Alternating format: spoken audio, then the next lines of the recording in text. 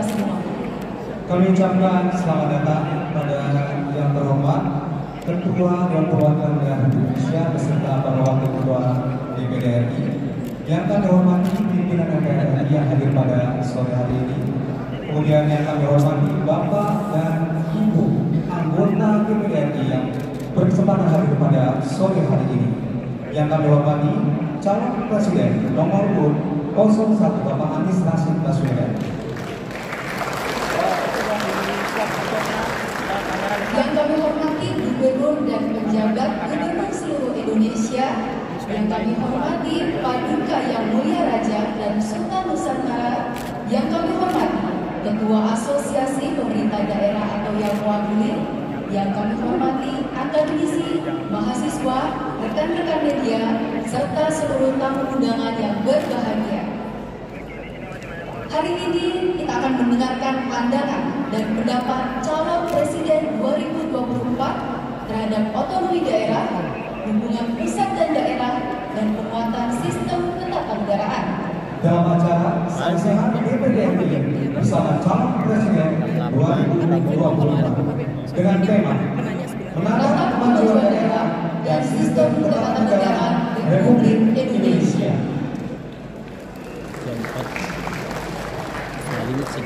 Bapak dan Ibu hadirin undangan yang terhormat, mengawali acara pada sore hari berbahagia ini, bersama-sama kita menyanyikan bersama lagu kebangsaan Indonesia Raya. Hadirin dimohon berdiri.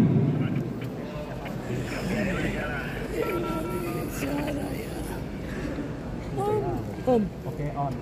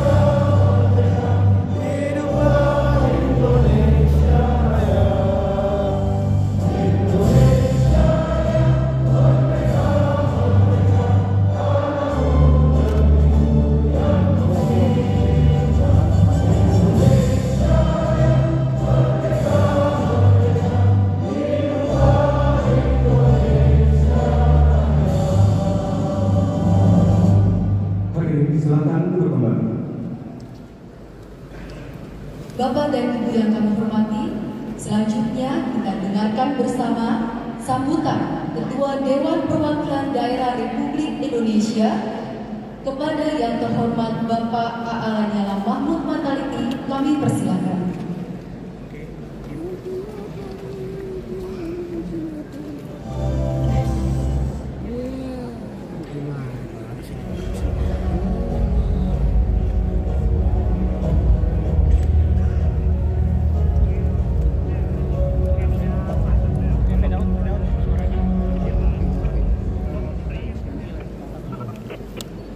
Bismillahirrahmanirrahim. Assalamualaikum warahmatullahi wabarakatuh. Salam sejahtera untuk kita semua. Yang saya hormati dan banggakan Abi nanti di kiri. calon presiden Republik Indonesia Bapak Anies Rashid Baswedan.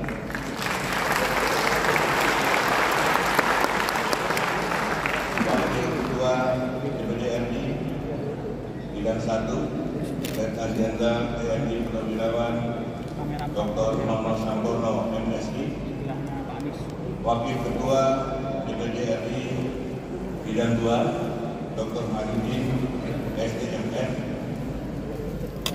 Anggota Badan Pengawas Pemilu, Koordinator Divisi Penanganan Pelanggaran, UAD SPDMN, Anggota Badan Pengawas Pemilu, Koordinator Divisi Sumber Daya Manusia, Organisasi dan Diklat, Dr. Erwin J. Malunda, MPDMA, para gubernur yang hadir, serta para raja dan kesultanan Nusantara, dan tak lupa seluruh anggota DPD RI yang hadir di sini untuk ikut secara sehat lupa Anisnya pidato. Pertama-tama, marilah kita panjatkan puji syukur kehadiran Allah Subhanahu wa Ta'ala karena atas rahmat dan karunia-Nya kita masih diberi kesempatan untuk bertemu dalam keadaan sehat walafiat. Salawat serta salam kita aturkan kepada junjungan kita Nabi besar Muhammad SAW beserta keluarga dan sahabatnya. Semoga kita mendapat syafaat beliau di hari Isyak nanti. Atas nama pimpinan dan anggota Dewan Perwakilan Daerah Republik Indonesia, saya menyampaikan terima kasih kepada Saudara Calon Presiden nomor urut 01 yang telah hadir dalam forum yang penting bagi kemajuan daerah dan kemajuan Indonesia ini. Bapak, Ibu, dan Saudara Calon Presiden yang saya hormati, sebagai wakil daerah kami di DPD RI masa bakti 2019-2024 selama 4 tahun ini sebanyak 136 anggota DPD RI dari 34 provinsi telah mengunjungi hampir semua kabupaten kota di provinsi masing-masing. Sementara saya sendiri selaku Ketua DPD RI juga telah mengunjungi 34 provinsi dan sekitar 350 kabupaten kota di Indonesia untuk melihat dan merasakan serta mendengar langsung apa yang disuarakan masyarakat di daerah. Dari temuan dan hasil yang kami terima, kami mendapatkan fakta bahwa daerah dan masyarakat di daerah masih merasakan dua persoalan fundamental, yaitu keadilan dan kemiskinan struktural yang sulit dientaskan. Dua persoalan mendasar tersebut tentu kami telah pelajari dan kami petakan sumber persoalannya. Bagi kami ini sangat penting karena wajah Indonesia adalah mozaik dari wajah daerah. Dari pemetaan tersebut kami menyimpulkan terdapat 3 persoalan fundamental yang penyelesaiannya juga membutuhkan langkah yang fundamental. Karena bagi kami, filosofi dari semua upaya yang telah dilakukan pemerintah harus bermuara pada tujuan lahirnya negara ini, seperti termaktub di dalam naskah pembukaan Undang-Undang Dasar kita. Persoalan fundamental yang pertama adalah keadilan fiskal dalam konteks hubungan antara pusat dan daerah. Seperti diketahui, APBN terdistribusi untuk pemerintah pusat sebesar 64%, sementara pemerintah daerah 36%, dengan proporsi beban jumlah pegawai yang ditanggung pemerintah daerah sebesar 78%, sedangkan pemerintah pusat hanya 22%. Rasio proporsi anggaran dengan beban urusan yang berbanding terbalik antara pusat dan daerah ini menyebabkan kapasitas pemerintah daerah dalam memberikan layanan penyelenggaraan kewenangan menjadi sangat lemah dan terbatas, sehingga standar pelayanan minimal pemerintah daerah rata-rata hanya mencapai angka 58% untuk provinsi dan 59% untuk kabupaten kota. Sementara kementerian dengan porsi APBN yang sangat besar ternyata memiliki Cara budaya blues Amrik. rentang kendali hingga ke daerah, terutama di daerah kepulauan dan daerah 3T, bahwa belanja berlebihan untuk sesuatu yang bisa dihindari masih terjadi di banyak kementerian. Salah satu contohnya adalah belanja penyusunan peraturan perundang-undangan Kementerian ESDM yang mencapai angka 280 miliar rupiah, hampir setara dengan belanja pembangunan APBD Kabupaten pokok tahun 2020 yang hanya sebesar 350 miliar rupiah. Yang kedua adalah ketidakadilan yang dirasakan daerah dan masyarakat daerah terhadap pengelolaan sumber daya alam dan sumber daya ekonomi lainnya di daerah yang outputnya justru meningkatkan kantong kemiskinan dan memperparah bencana lingkungan. Karena kami melihat paradigma pembangunan yang diterapkan adalah pembangunan di Indonesia, bukan membangun Indonesia. Siapa? Karena untuk mengejar pertumbuhan ekonomi dan PDB, maka segala kemudahan diberikan kepada investor asing dan swasta untuk menguasai sumber daya daerah. Dan yang ketiga adalah muara dari persoalan fundamental tersebut adalah asas dan sistem negara Indonesia yang telah meninggalkan filosofi dasar dan identitas konstitusi kita, yaitu Pancasila.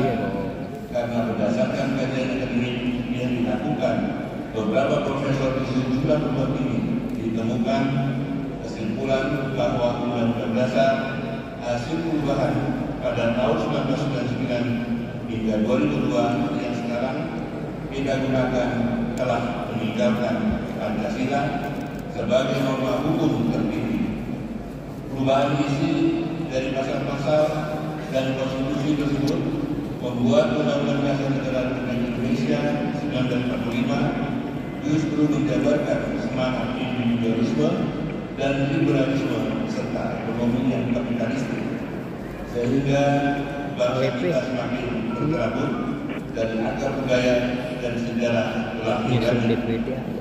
Untuk itu DPD RI melalui sidang paripurna tanggal 14 Juli 2023 menawarkan kepada bangsa Indonesia untuk ikut kembali menerapkan dan menjalankan asas dan sistem bernegara Pancasila sesuai rumusan para pendiri bangsa yang disempurnakan dan diperkuat dengan mengakomodasi semangat reformasi, sehingga tidak mengulang praktek penyimpangan yang terjadi di era Orde Lama dan era Orde Baru, yakni sistem yang mendasarkan kepada diri ibu anak, sistem yang memanusiakan manusia, sistem yang menggunakan persatuan, sistem yang mengutamakan musyawarah perwakilan, dan sistem yang mengutamakan terwujudnya keadilan sosial.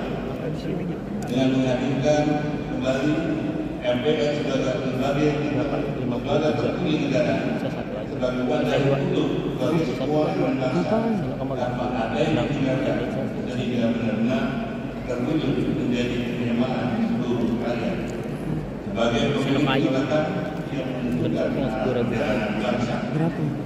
Kiranya 20.000 atau saya tadi 10.000. Terima kasih atas kehadiran 50.000 ya, didik 40.000 kan dia juga tinggal 10.000 duduk masa sih itu baik.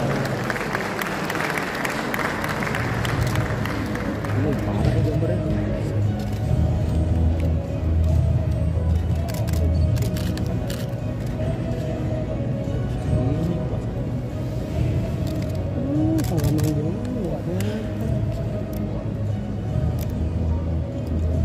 Hadirin yang berbahagia, tiba saatnya kita memasuki acara inti, yaitu pemaparan visi dan misi serta tanya jawab calon presiden Presiden 2024 nomor urut 01. Kayaknya udah nggak sabar Betul sekali. untuk memulai diskusi. Kami undang untuk naik atas panggung moderator yang akan memimpin jalannya diskusi pada sore hari ini. Guru Besar Universitas Airlangga, Bapak Profesor Dr. Suparto Widyo SH. Bapak, kami silakan. Anies di depan di tengah. Tengah. Waduh, ganggu dong itu. Enggak dong. Moderatornya di kiri. Jadi kita makan dari api, Pak. Atau dari sebelah kanan. Terima kasih MC, terima kasih. Dan kini acara akan saya ambil alih. Dan dengan ucapan penuh hormat, Assalamualaikum warahmatullahi wabarakatuh. Perkenankanlah, nama saya Suparto Widyo dari Universitas Airlangga Surabaya. Yang akan memandu jalannya acara Salasehan DPD Republik Indonesia bersama calon Presiden Republik Indonesia nomor urut 01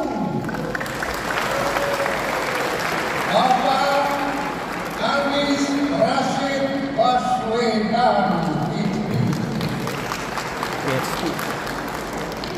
Acara ini bagi kami sangat penting karena menandakan bahwa publik akan tahu DPD Republik Indonesia secara konstitusional adalah institusi negara yang paling representatif untuk mewakili amanat daerah. Bapak Ibu, kalau saya minta tepuk tangan untuk DPD RI, tepuk tanganlah yang sungguh-sungguh. Biarlah di luar takut OTT, di sini kita OTT khusus, operasi tepuk tangan. Operasi tepuk tangan. Dengan rasa hormat yang tinggi, saya ingin mengundang panelis dari DPD Republik Indonesia.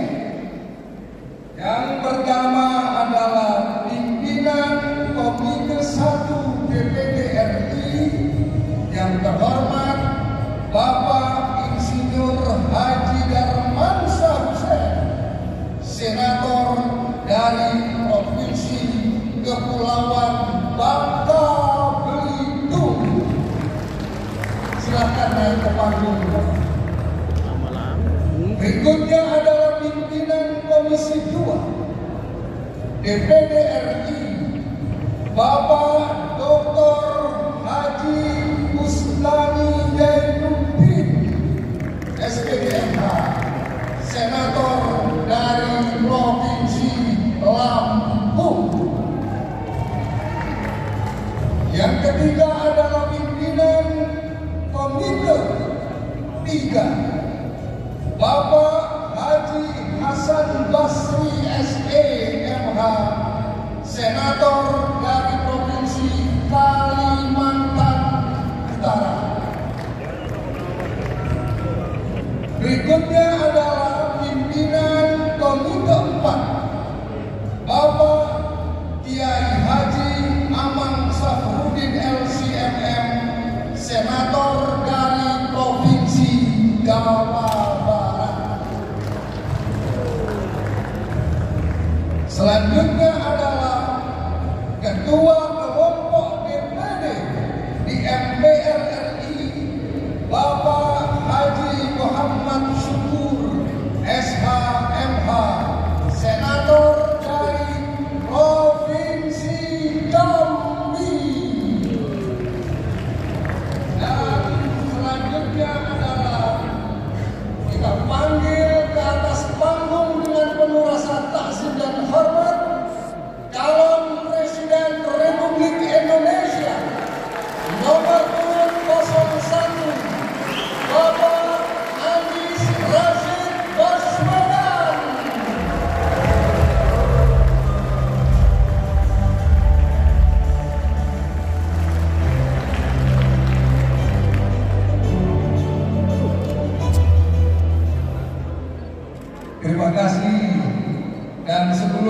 menyampaikan paparan visi-misi. Zamannya sebagai moderator saya panggil Mas Anies, Pak Anies, atau Abah Anies. Kita panggil ini tadi adalah calon presiden nomor urut 01 untuk menyampaikan visi-misinya dan akan diuji oleh para senator. Saya persilahkan Cawapres kita Pak Anies Rashid Baswedan untuk menyampaikan visi-misinya waktu 5 menit. Tepuk tangan yang hebat untuk Capres kita.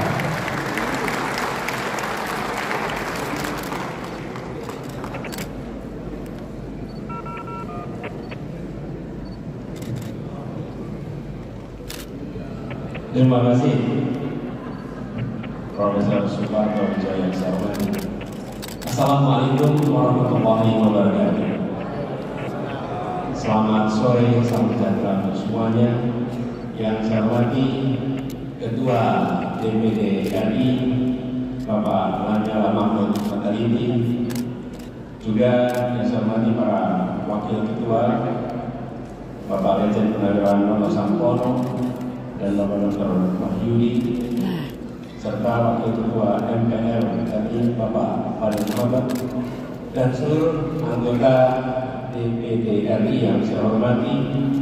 Yang saya hormati juga para perwakilan Gubernur Wali Kota Bupati Indonesia, dan juga yang terhormat kemudian para raja-raja Nusantara yang bersama di sini, dan hadirin sekalian para panelis yang termulia. Saya punya waktu 5 menit untuk menyampaikan. Jadi singkat saja barangkali. Visi yang kami susun adalah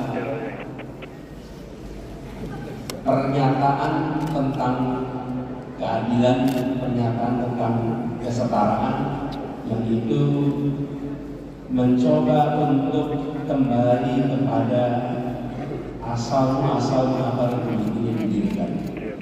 Ketika Republik ini didirikan dengan rahmat Tuhan Yang Maha Esa, rahmat Tuhan Yang Maha Kuasa, berangkat dari sila pertama dan berujung di sila kelima.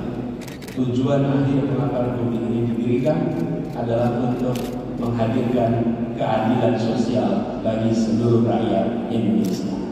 Itulah tujuan akhir mengapa Republik ini didirikan.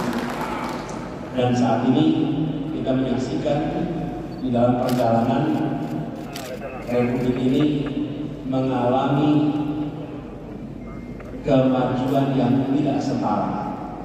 Ada daerah-daerah yang mengalami kemajuan amat pesat, dan banyak daerah-daerah yang kemajuannya lambat sehingga secara relatif tertinggal.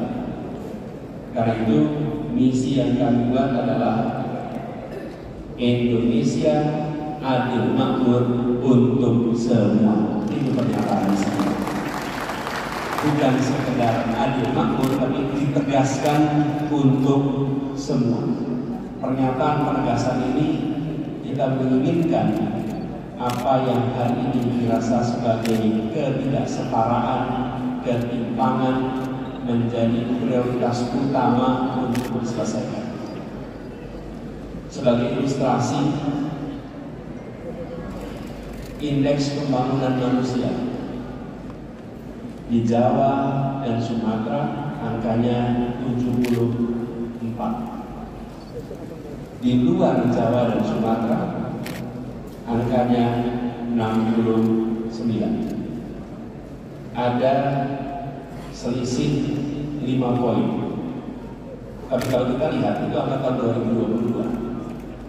10 tahun sebelumnya di Jawa dan Sumatera angkanya 69. Jadi ketika kita melihat angka 5 poin, jangan dipandang semata-mata sebagai 5 poin, tapi pandang ini sebagai 10 tahun selisihnya.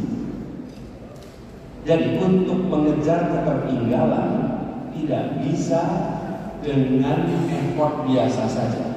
Harus ada langkah-langkah yang ekstra Karena bersama dengan kita hendak meningkatkan kualitas manusia di kawasan luar Jawa dan Sumatera, pada saat bersamaan di dua pulau ini angka itu akan naik. Ketertinggalan itu bila tidak diseriusi akan menimbulkan ketimpangan yang makin kali makin besar.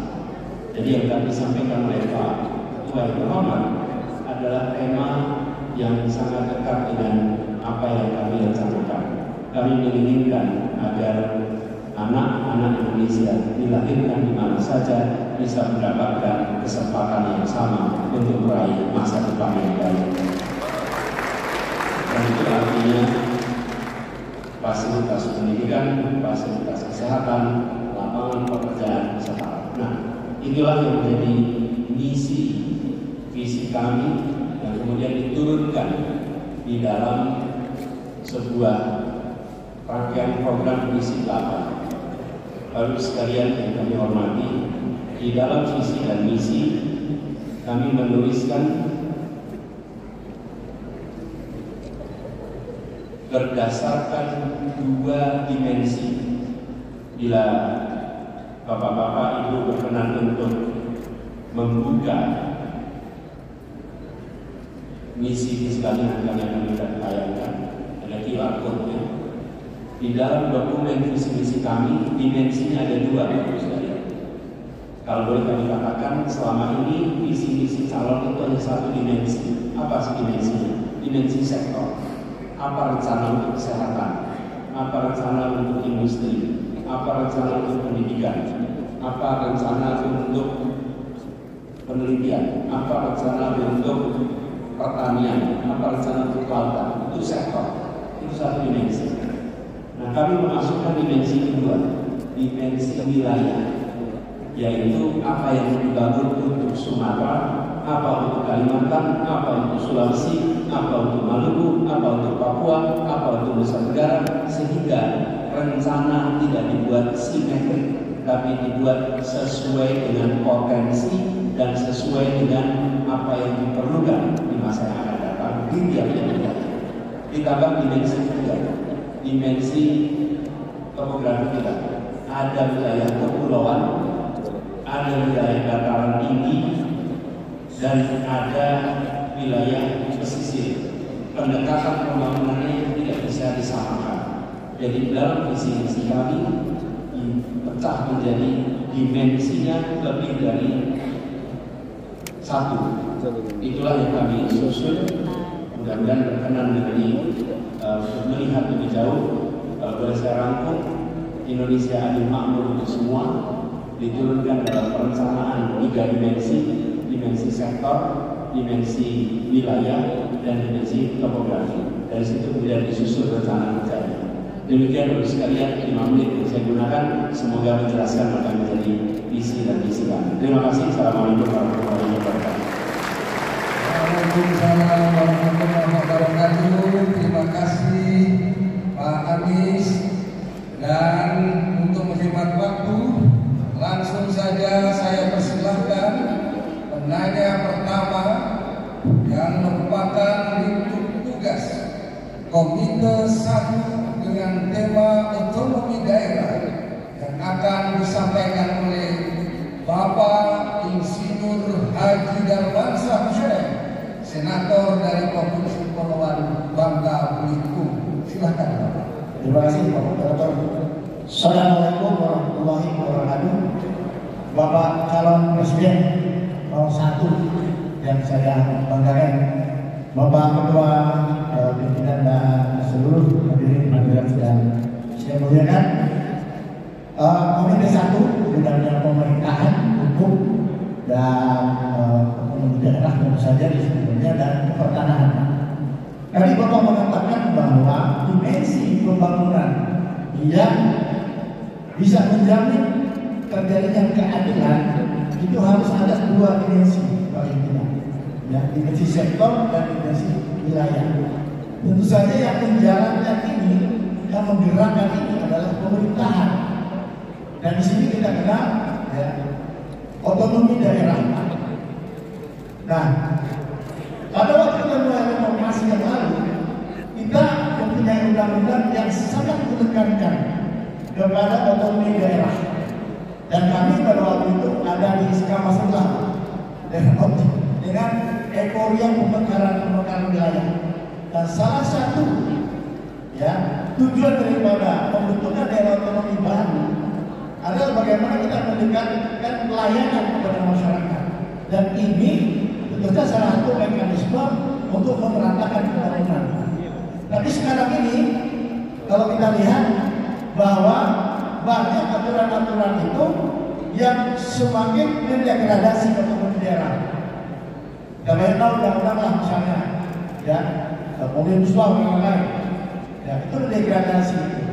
Nah kemudian daerah merasa bahwa kewenangan banyak dikurangi, tetapi euforia pemekaran wilayah masih berlangsung sampai sekarang.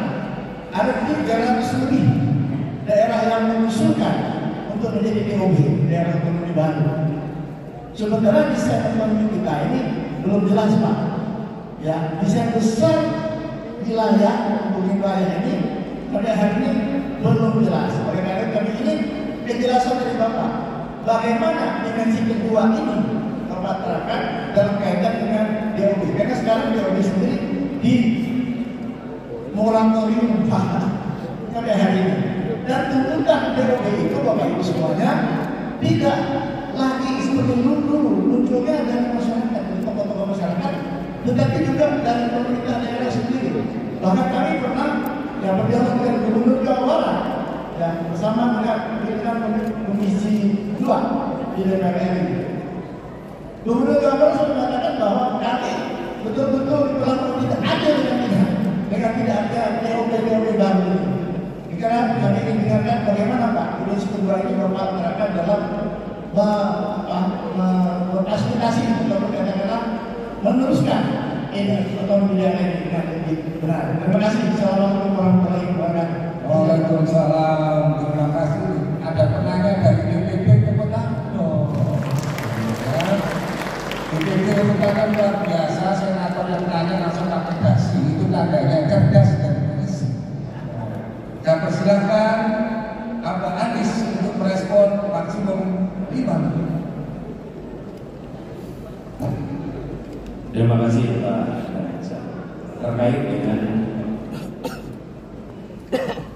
daerah otonomi baru yang dibahas, saya rasa semua berangkat dari tujuan kita melakukan desentralisasi mulai tahun 99, Undang-Undang 31, Undang-Undang 99, kemudian fiskal desentralisasi yang ketiga tahun 99. Pada waktu itu Indonesia saya rasa dalam situasi yang cukup unik, karena pada waktu itu ada sentralisasi yang sangat kuat.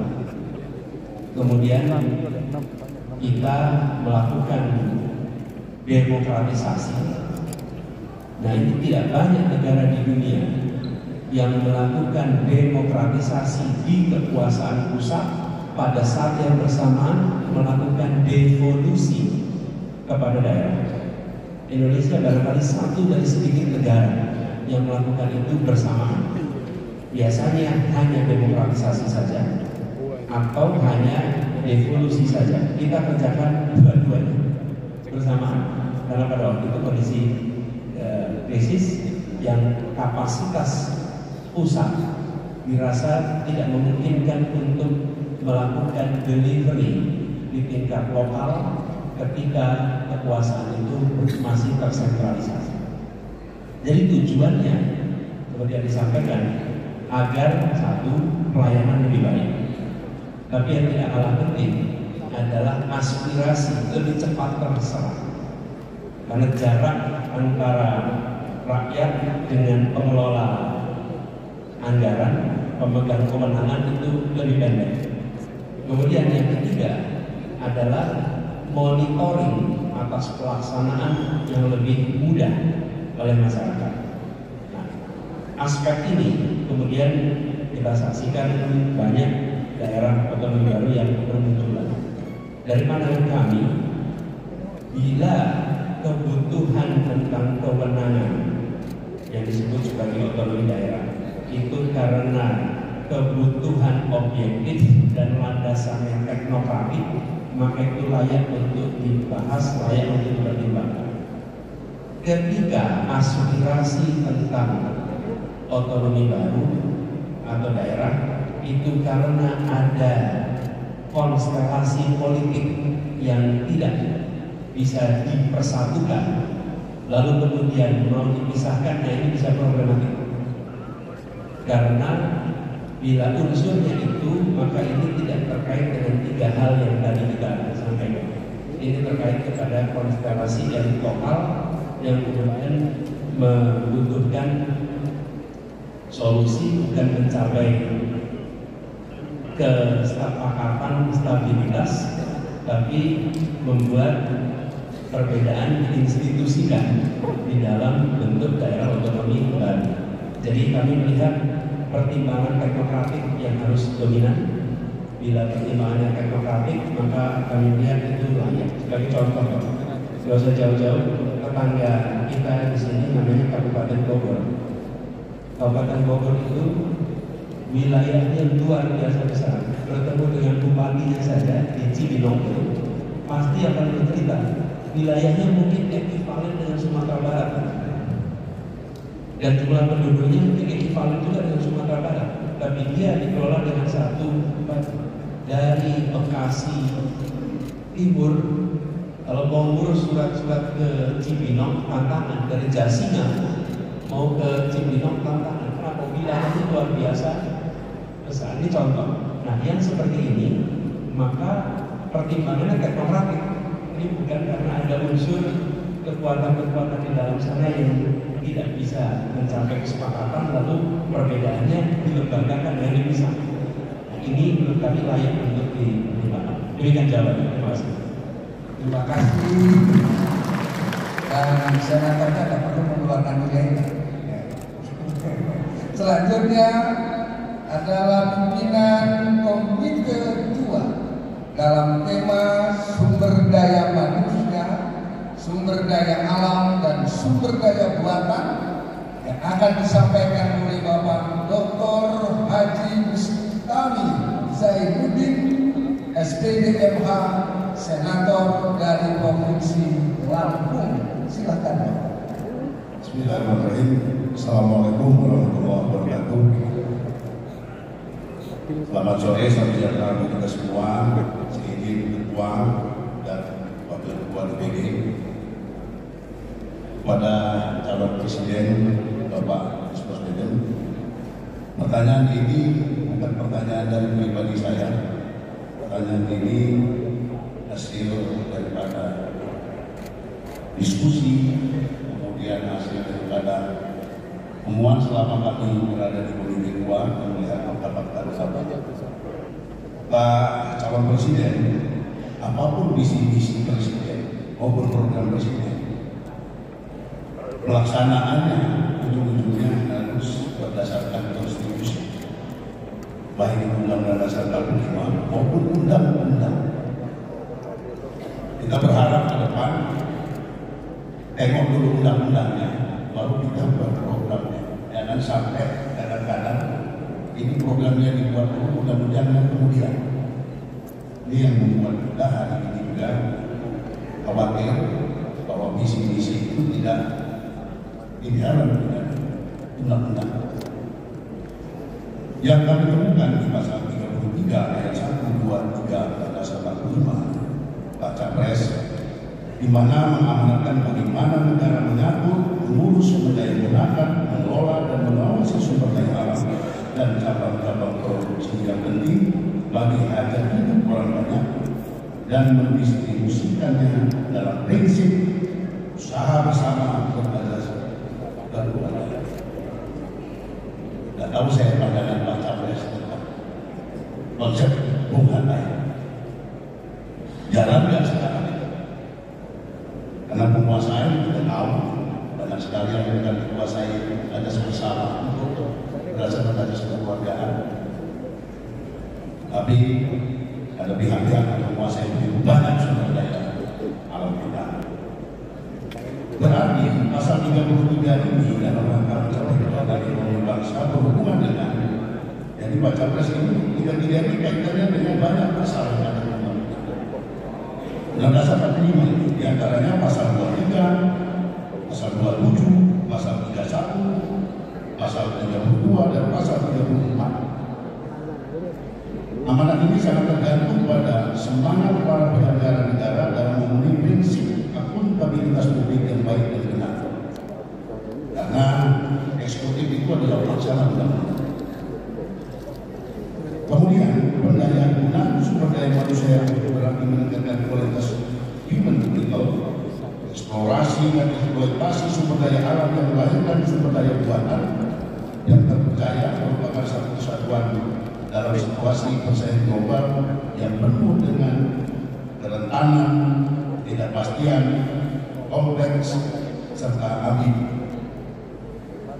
Kondisi ini tentu mendorong pemimpin nasional untuk memenuhi syarat-syarat kompeten, visioner, jujur, cepat, dan tepat dalam mengambil keputusan. Mutakhir dalam dinamika nasional, regional, dan internasional. Karenanya, pendaya-gunaan sumber daya tersebut di atas merupakan satu kesatuan utuh, sehingga hasilnya akan meningkatkan kedaulatan ekonomi nasional. Pertanyaannya, baca pres, bagaimana kajian dan pandangan calon presiden terhadap pengembangan sumber daya manusia, sumber daya alam, dan sumber daya buatan dalam rangka kedaulatan ekonomi negara dan kesejahteraan rakyat? Terima kasih. Terima kasih Pak Senator yang menyinggung Bung Hatta, maka saya akan panggil Pak, saya persilakan Bung Capres kita, Bung Anies, silakan merespon maksimum juga dengan.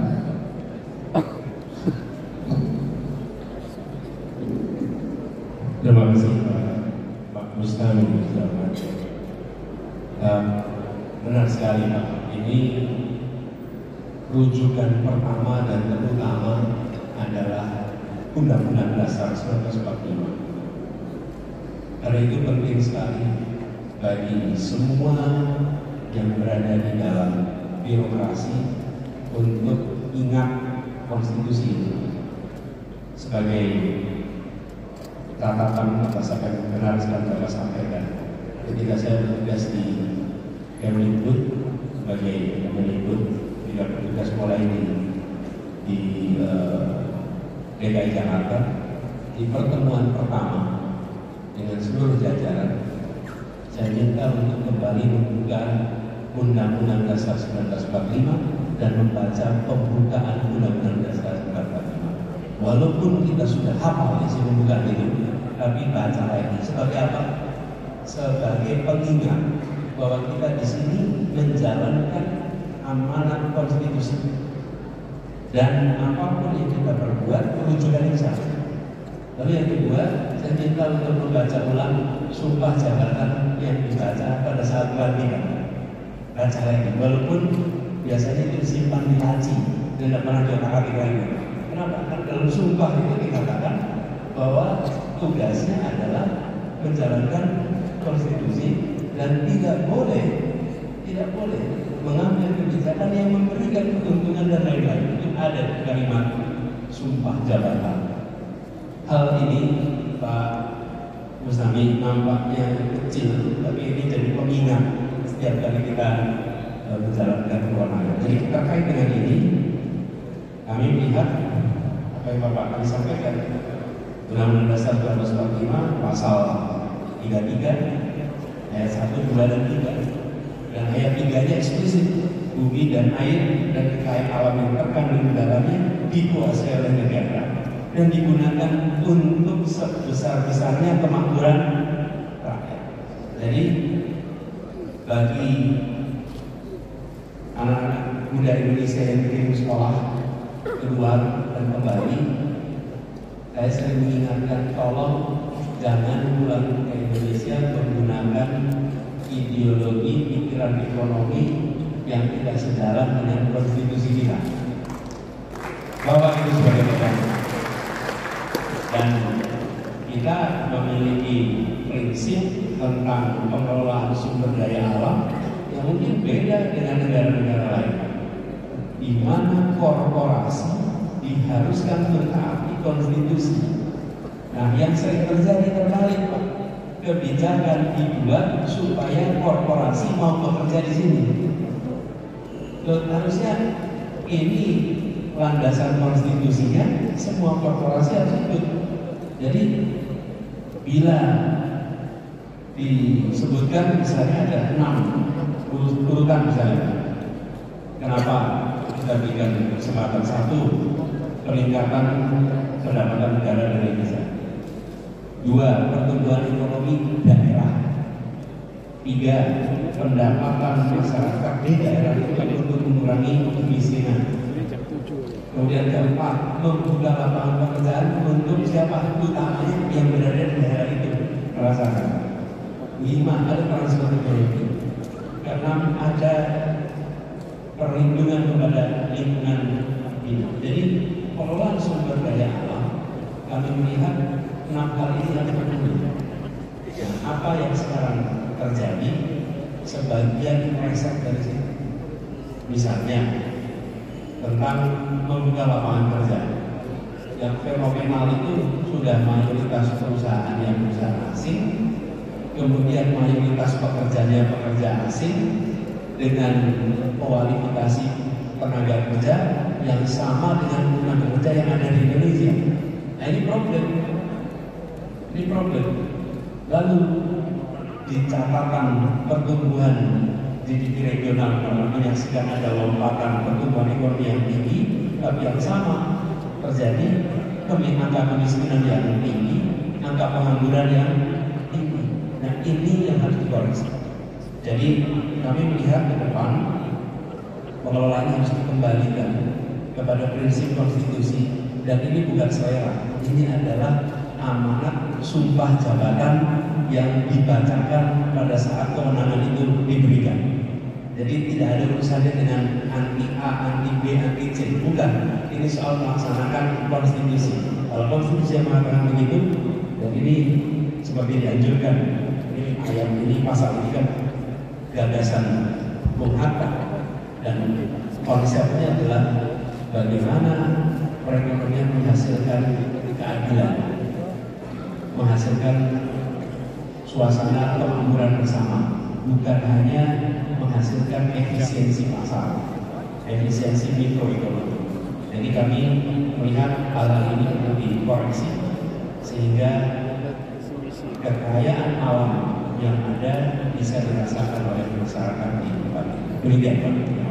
Terima kasih tepuk tangan untuk Capres kita.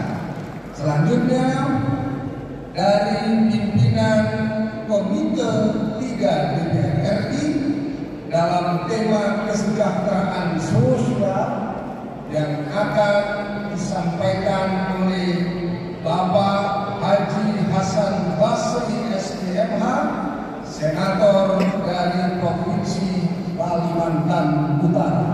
Silakan. Baik, terima kasih moderator. Bismillahirrahmanirrahim. Assalamualaikum warahmatullahi wabarakatuh. Selamat sore, salam sejahtera buat kita semua. Bapak calon presiden yang saya hormati, pimpinan DPR RI serta seluruh hadirin yang sempat hadir pada sore hari ini. Izinkan saya menyampaikan pertanyaan. Sebenarnya pertanyaan kita ini cukup banyak Bapak calon presiden Anies Baswedan, karena kita membidangi tentang kesejahteraan sosial di Komite 3 DPR RI. Jadi sangat banyak persoalan sosial. Tapi karena dibatasi hanya 1, sehingga kami berkumpul dengan teman-teman di Pleno Komite 3 untuk membuat hanya 1 pertanyaan, dan saya harus sampaikan di depan Bapak Anies Baswedan. Bapak calon presiden yang saya hormati, bahwa untuk menentukan kesejahteraan dan mencerdaskan kehidupan bangsa adalah merupakan amanat konstitusi. Data menunjukkan hampir setengah dari jumlah penduduk Indonesia dalam status tidak berpendidikan yang cukup. Sementara mereka yang lulusan SMA dan kejuruan tidak juga mampu masuk ke pasar tenaga kerja. Di sisi lain, setiap penduduk Indonesia membutuhkan asupan sekitar 2.300 kalori per hari dalam rangka memenuhi hidup layak. Batas kemiskinan pun bergerak di atas kurang lebih 535.000 per jiwa per bulan. Batasan-batasan ini merujuk pula angka indeks pembangunan manusia Indonesia yang naik melandai dari tahun 2014 pada posisi 68,90 hingga tahun 2022 pada posisi 72,91.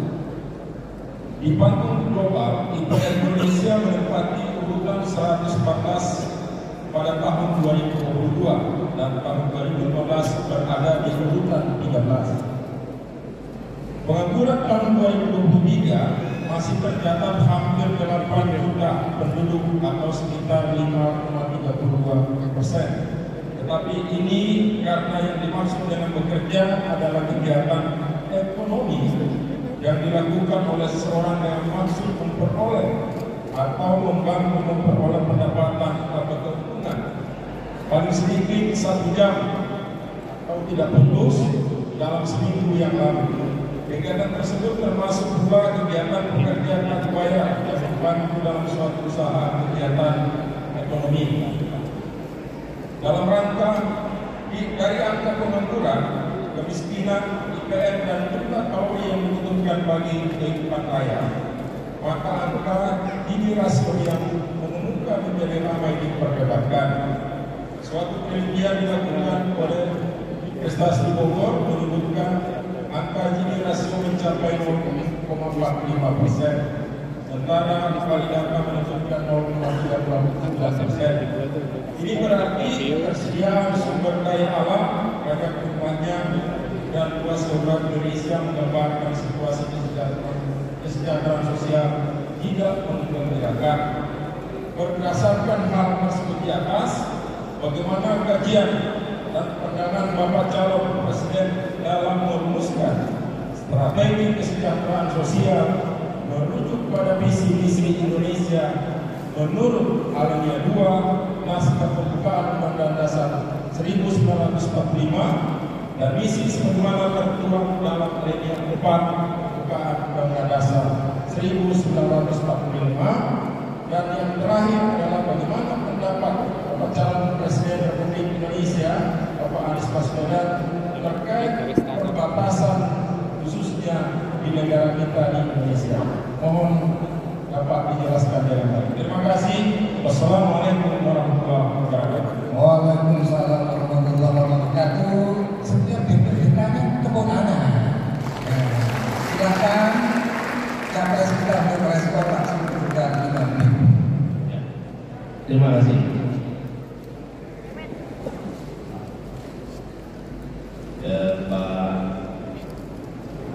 Pak Sanbasri akan menentukan.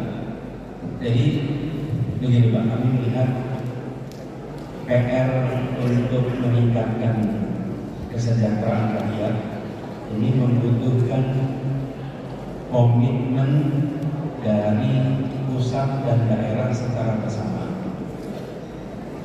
Daerah bekerja sendiri fiskalnya tidak akan mencukupi, harus didukung dengan pusat.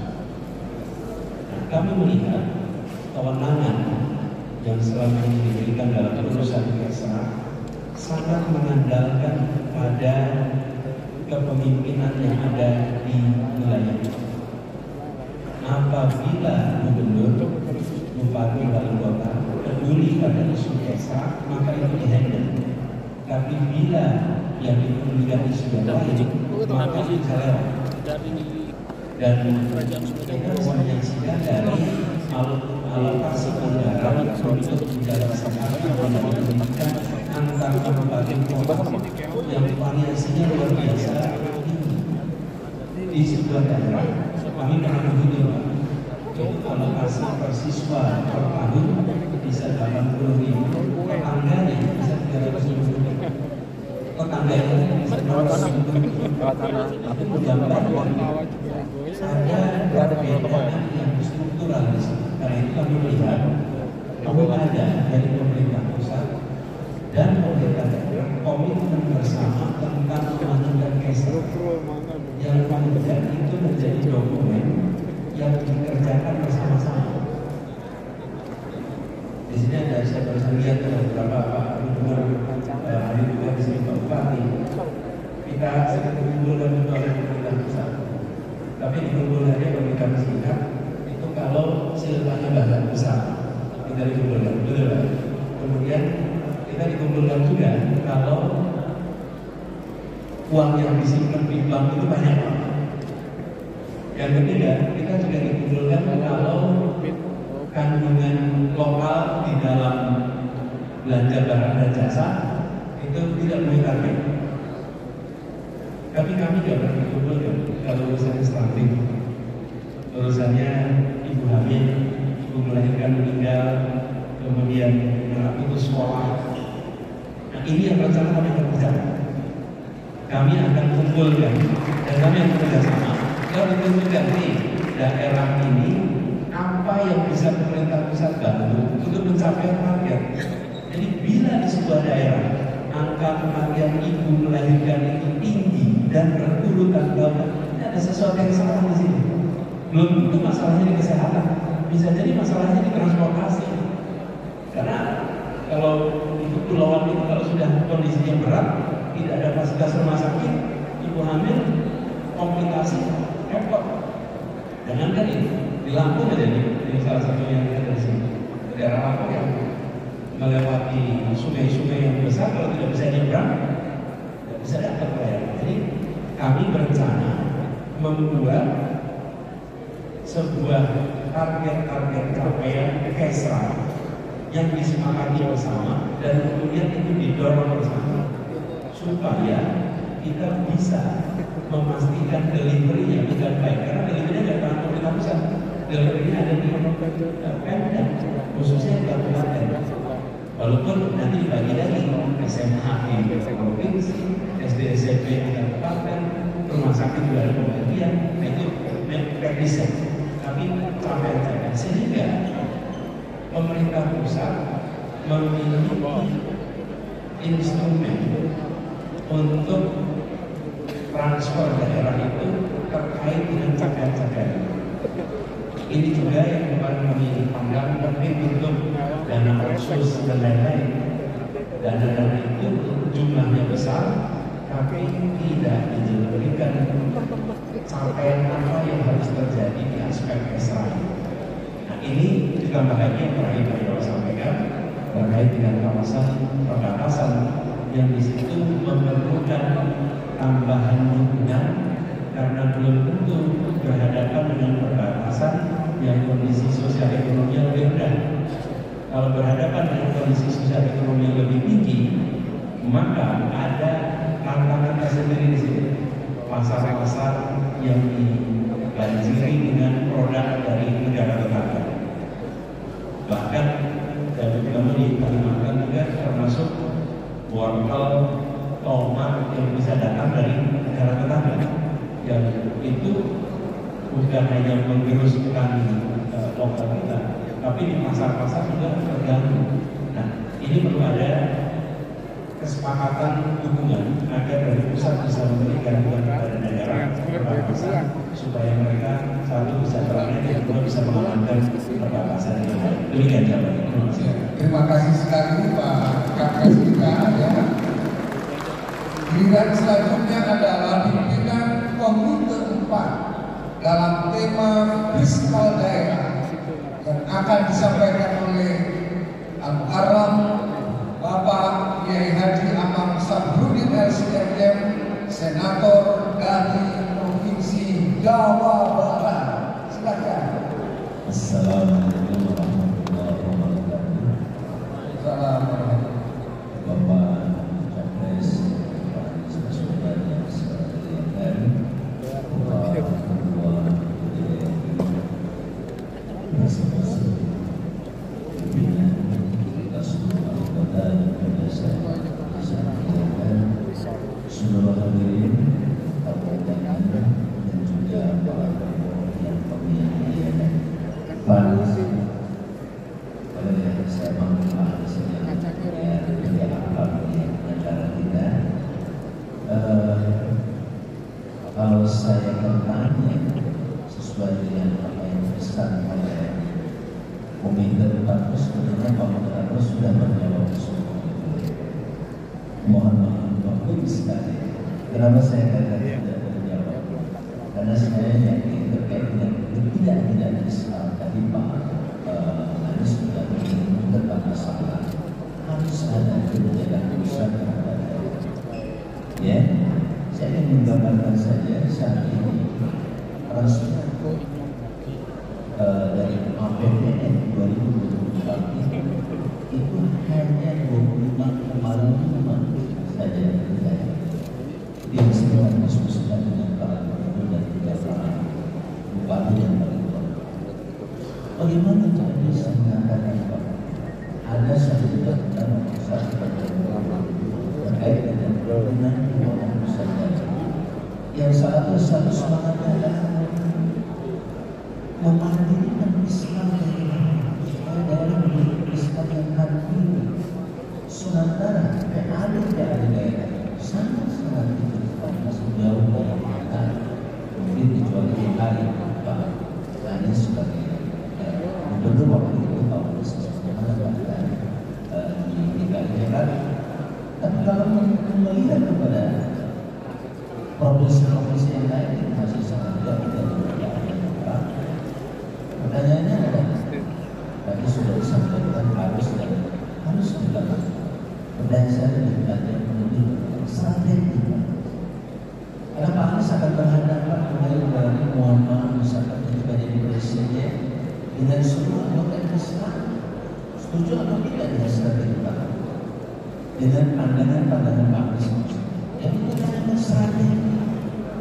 Termasuk mohon maaf kalau saya menyampaikan salah satu di antara itu Muhammad itu tidak asal. Buat kami, saya lembaga yang begitu luar biasa mendapatkan anggaran bahkan sekarang masing-masing juga luar biasa. Perlukan besar. Kami ini sedang keluar dari Indonesia.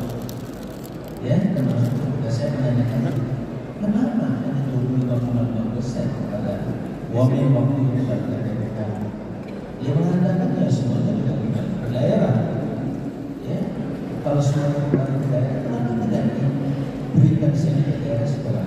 Barangkali Pak Anies yang bisa saya sampaikan sebagai sebuah boleh dikatakan pertanyaan atau mungkin sekali lagi bagaimana Pak Anies memiliki strategi terkuat sebab itu adalah substansi dari daerah Indonesia. Terima kasih banyak. Assalamualaikum warahmatullahi wabarakatuh. Waalaikumsalam warahmatullahi wabarakatuh. Dalam sebuah sekolah oleh Pak Anies Pak kita mungkin. Pak Amun, saudara hormati Mas. Jadi salah satu alasan mengapa kita dalam misi-misi 3 dimensi Pak, itu supaya kita bisa mengetahui benar kondisi dan proyeksi. Kondisi sekarang bagaimana, kita proyeksikan harus seperti apa.